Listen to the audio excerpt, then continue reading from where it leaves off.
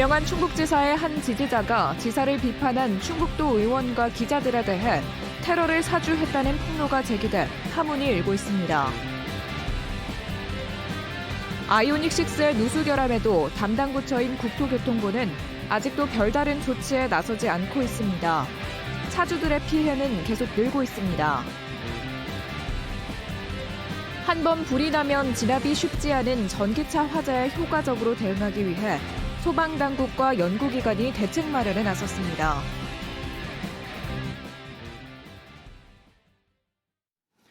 네, 시청자 여러분 안녕하십니까? 계속해서 MBC 뉴스투데이 충북입니다. 김영환 지사의 한 지지자가 지사를 비판한 도의원과 기자에 대해 테러를 사주했다는 폭로가 나와 파문이 일고 있습니다. 이 폭로자는 사주를 받고 실행을 진지하게 고민했다고 주장했는데요. 지목된 당사자는 의혹을 부인하고 있습니다. 보도에 정재영 기자입니다. 오송 참사와 관련한 김영환 충북지사의 행적과 지사의 고향 땅 주변 급경사지 정비 사업을 두고 의혹이 쏟아졌던 지난 8월. 김 지사의 고향 마을인 괴산 청천면 주민들은 기자회견을 열어 관련 보도들을 가짜뉴스라고 주장했습니다. 회견을 주도한 건 김 지사의 한 지지자였습니다. 일주일 뒤 이 지지자는 태권도 선수 출신인 한 마을 주민에게 메시지를 보냈습니다. 도지사를 비판해온 박진희 도의원과 비판 기사를 쓴 기자 2명의 연락처였습니다. 이유는 따로 적지 않았는데 메시지 수신자가 석 달여 만에 직접 이유를 설명했습니다. 김 지사를 흑색 선전하는 사람들이라며 손 좀 봐달라고 보낸 메시지라는 겁니다.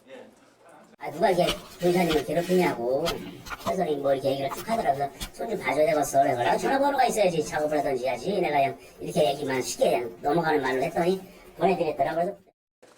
그 근거로 두 사람의 통화 내용을 공개했습니다.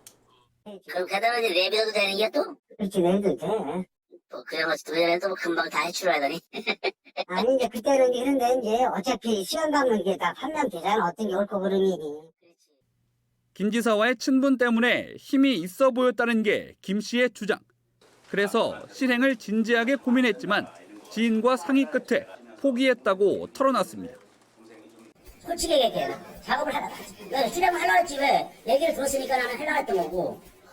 네? 근데 내가 살면서 나도 이제 나이가 있다 보니까 그 후배한테 상의를 했던 거 후배는 하지 말라는 거고. 지난 8월 받았다는 테러 사주를 최근에야 폭로하고 나선 이유에 대해 개인적인 사이가 틀어졌기 때문이라고 설명했습니다. 테러 사주 당사자로 지목된 지지자는 사실이 아니라고 반박했습니다. 취재진을 비롯한 외지인들의 마을 진입을 막고 싶다는 말은 했지만 손을 봐달라고 한 적은 없다고 주장했습니다.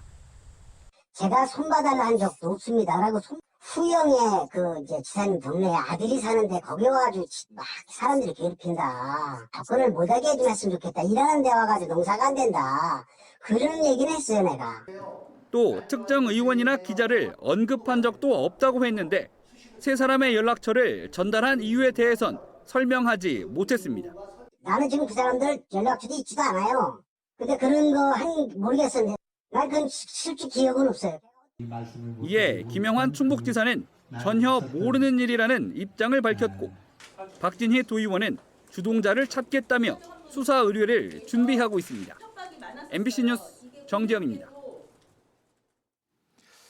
충북도 의원과 기자 테러 사주 의혹에 대한 정치권과 언론단체 성명이 잇따랐습니다. 더불어민주당은 논평을 통해 박진희 도의원을 상대로 한 테러 사주 의혹에 대한 철저한 수사와 김영환 지사의 해명을 요구했습니다.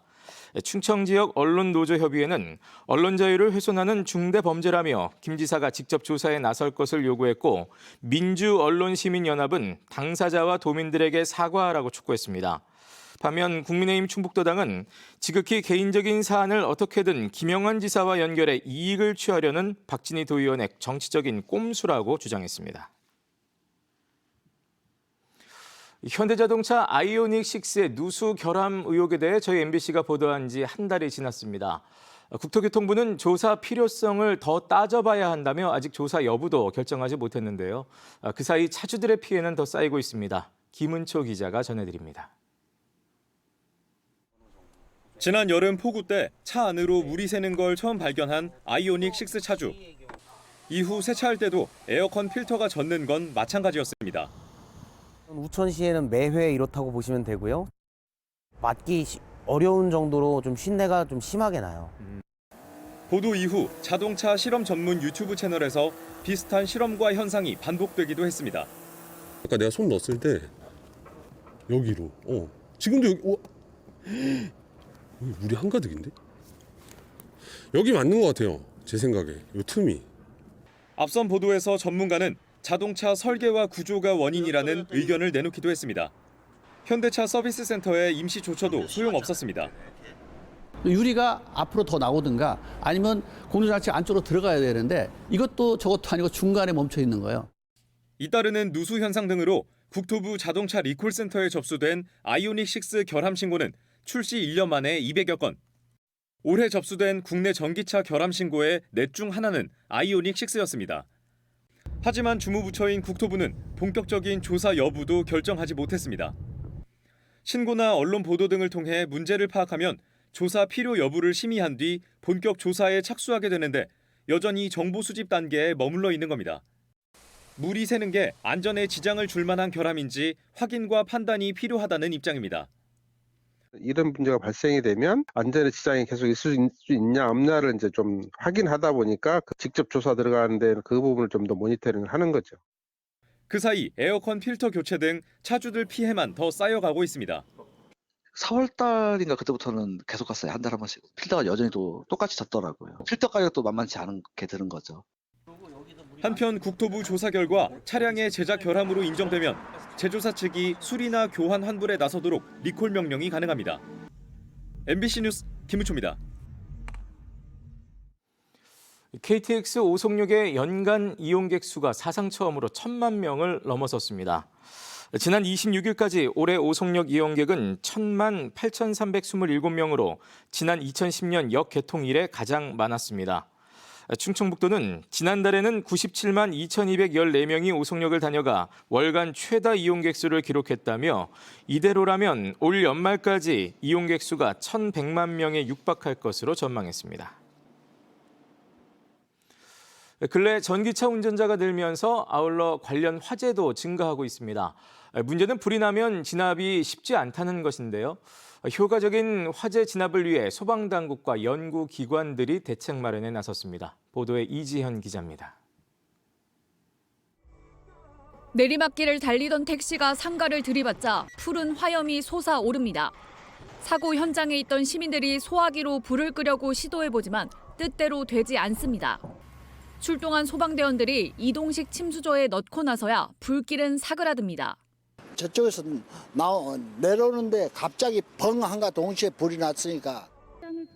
전기차 배터리에서 사고로 불이 나면 순식간에 온도가 1,500도까지 치솟는 열폭주 현상을 막기 위해 소방당국이 2년 전 고안한 방식입니다.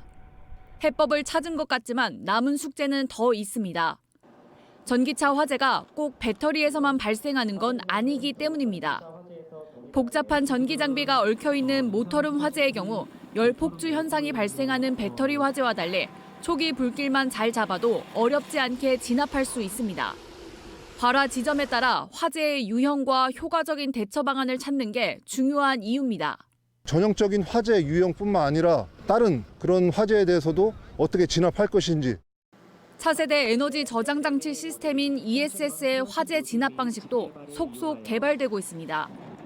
유용하지만 강력한 열 폭주와 폭발로 위험 요소가 많은 ESS의 화재 진화를 위한 효과적인 특수 소방차도 처음 선보였습니다.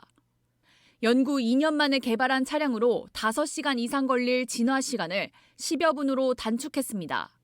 오늘 실증을 통해서 굉장히 빠른 시간에 1차 화재 진압을 할 수 있었고 재발을 막을 수 있는 기술들에 대한 검증을 할 수 있었습니다.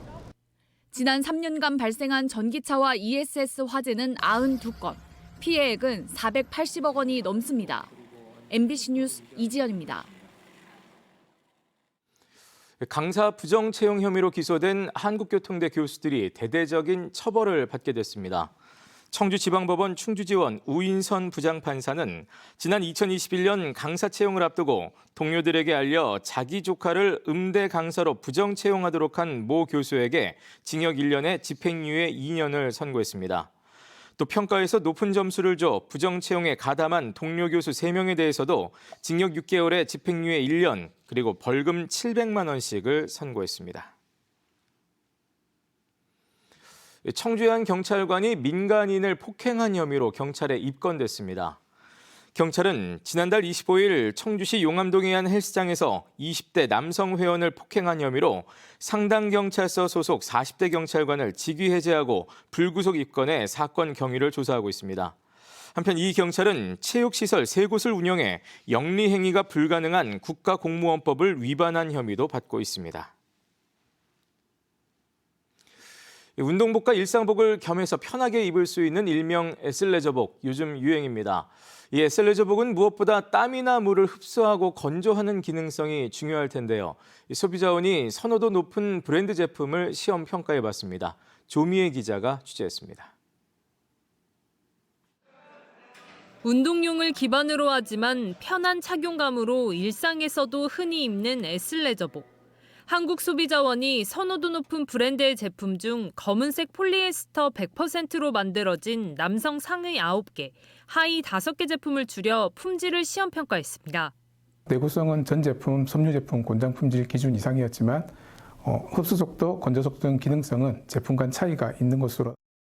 한 차례 세탁 후 땀이나 물이 빠르게 건조하는 성능을 확인해봤더니 상의는 다이나핏, 하의는 르코크 스포르티브 제품의 건조 속도가 상대적으로 우수했습니다. 9개 제품은 양호, 아디다스 상의 제품과 푸마 하의 제품은 보통 수준이었습니다.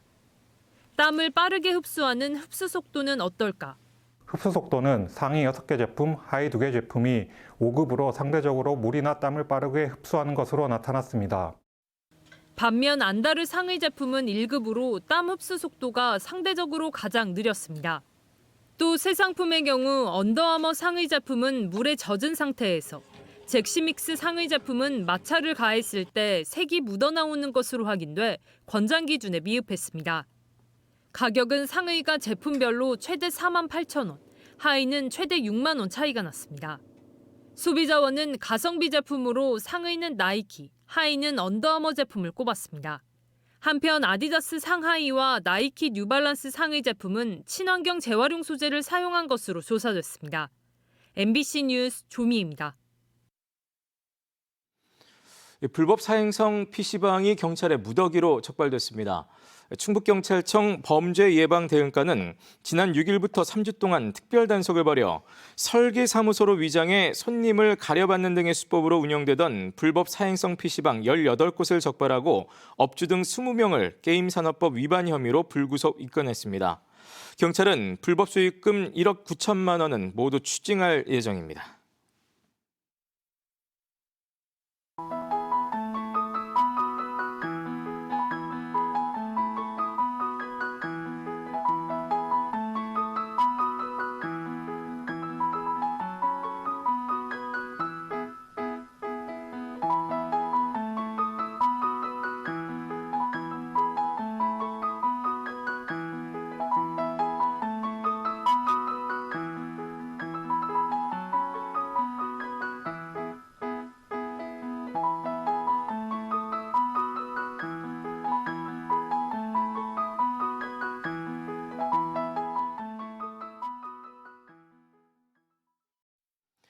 충북 기업들의 체감 경기가 여전히 부정적인 것으로 나타났습니다.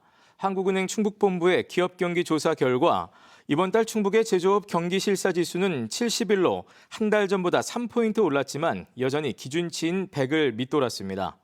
경영 애로사항으로는 내수 부진, 불확실한 경제 상황 등의 순이었고 특히 수출 부진이 한 달 전보다 4.6%포인트 올라 증가폭이 가장 컸습니다. 한편 비제조업 경기 실사 지수도 58로 한 달 전과 같았지만 다음 달 전망 지수는 7포인트 상승했습니다. 현대엘리베이터가 우크라이나 재건 사업에 참여합니다. 현대엘리베이터는 폴란드에서 현지 3위 건설사인 이알버드와 우크라이나 재건 사업 포괄적 협력을 위한 양해각서를 체결했다고 밝혔습니다.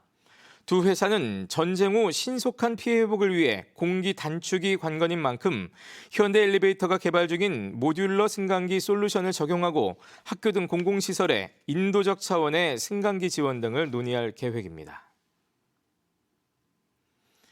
지역 중소기업들의 공공분야 판로 개척을 위해 청주시가 조달 등록 기업에 대한 시범 구매 사업을 벌입니다. 청주시는 지역 조달 등록 기업의 타 지역 판로 확대를 지원하기 위해 구매 상담회를 통해 수요 부서가 이들 기업의 제품을 구매하도록 연결해 주기로 했습니다. 청주시는 관내 조달 등록 기업이 영업을 위해 타 지자체를 방문할 때 청주시 관급 납품 실적을 우선 확인하고 있어 이 같은 시범 구매 사업을 마련했다고 밝혔습니다. 충주시가 전국 최초로 시행한 과수화상병 사전 방제 조치 이행 행정명령에 따라 다음 달 22일까지 충주 지역의 사과배 재배 농가를 대상으로 재배 신고를 받습니다. 이에 따라 과수화상병 발병 가능성이 있는 사과와 배를 재배하는 경작자는 재배 장목과 면적, 식재 연도 등 과수원의 정보를 작성해 읍면동 행정복지센터에 신고해야 합니다. 재배 신고제는 신규 과수원 조성과 폐원, 경작자 등 사과와 배 재배 현황을 파악해 효율적으로 방제하기 위해 마련됐습니다. 보훈군이 산업통상자원부가 주관하는 신재생에너지 융복합 지원사업 공모에 선정돼 사업비 19억 2천만 원을 확보했습니다. 이에 따라 보은읍과 삼승면, 수안면 이런 198곳의 주택과 건물 등에 태양광과 태양열, 지열 중 2종 이상의 신재생에너지원 설비를 설치해 전기와 열을 공급하게 됩니다. 한편 보훈군은 오는 2025년에는 회남면과 회인면, 내북면으로 또 2026년에는 속리산면과 산해면으로 신재생에너지 융복합 지원 사업을 확대할 계획입니다. 청주시가 겨울철 한파 피해를 막기 위해 다음 달부터 한랭질환 응급실 감시 체계를 운영합니다. 운영기간은 내년 2월 말까지로 충북대병원과 청주의료원, 청주성모병원 등 청주시 내 응급의료기관 7곳과 응급실 2개 병원이 참여합니다. 지난 겨울 한랭질환 응급실 감시체계로 신고된 청주 지역 한랭 질환자는 모두 12명으로 이 가운데 9명은 저체온증, 3명은 동상 환자였습니다.